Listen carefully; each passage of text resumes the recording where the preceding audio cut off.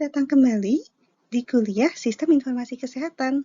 Saya Alia Kusuma, dan pada modul ini kita akan belajar sedikit mengenai data source mapping untuk data dan indikator kesehatan. Dalam data source mapping, kita mengkatalog dan mendeskripsikan semua sumber data yang tersedia untuk suatu negara, provinsi, kecamatan, atau unit administratif lain untuk menentukan sumber data mana yang dapat digunakan untuk memonitor indikator kesehatan dan ketimpangan dalam indikator kesehatan di masyarakat. Data source mapping juga dapat mengidentifikasi kekurangan sumber data untuk indikator kesehatan atau stratifikasi ketimpangan ekuitas indikator kesehatan. Berikutnya, kita akan melihat contoh langkah-langkah data source mapping. Pertama-tama, kita tuliskan daftar sumber data berdasarkan tipenya dan tahun-tahun dari koleksi data yang ada. Di sini kita lihat ada tipe data sensus, terdapat national census yang dilakukan pada 90, 2000, dan 2010, jadi 10 tahun sekali. Lalu kita lihat ada sumber data administratif yaitu rekam jejak imunisasi yang dilakukan setiap tahun dari 2000 sampai 2006. Selain itu, kita ada survei rumah tangga yang dilakukan secara standar 5 tahun sekali.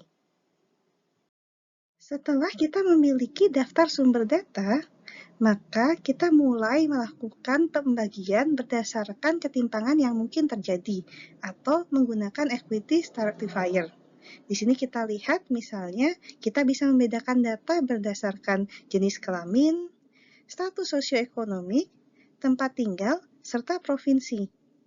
Lalu kita lihat untuk setiap sumber data mana yang memiliki data mengenai equity stratifier ini. Misalnya, data untuk imunisasi tidak dibedakan untuk jenis kelamin maupun keadaan sosioekonomi. Data ini dapat dilihat pada data DHS. Pada langkah ketiga, untuk setiap subtopik kesehatan, misalnya kesehatan anak dan kesehatan ibu, kita melihat sumber data mana saja yang bisa dipakai.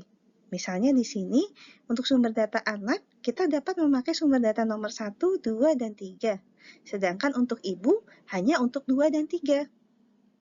Di langkah terakhir, kita memetakan masing-masing topik kesehatan bersama-sama dengan equity stratifier-nya. Jadi misalnya, jika kita ingin membedakan kesehatan anak berdasarkan status sosioekonomik, kita dapat menggunakan sumber data nomor 2. Jika kita ingin membedakan kesehatan anak dari tempat tinggal, maka kita dapat membedakan menggunakan sumber data nomor 2 dan 3.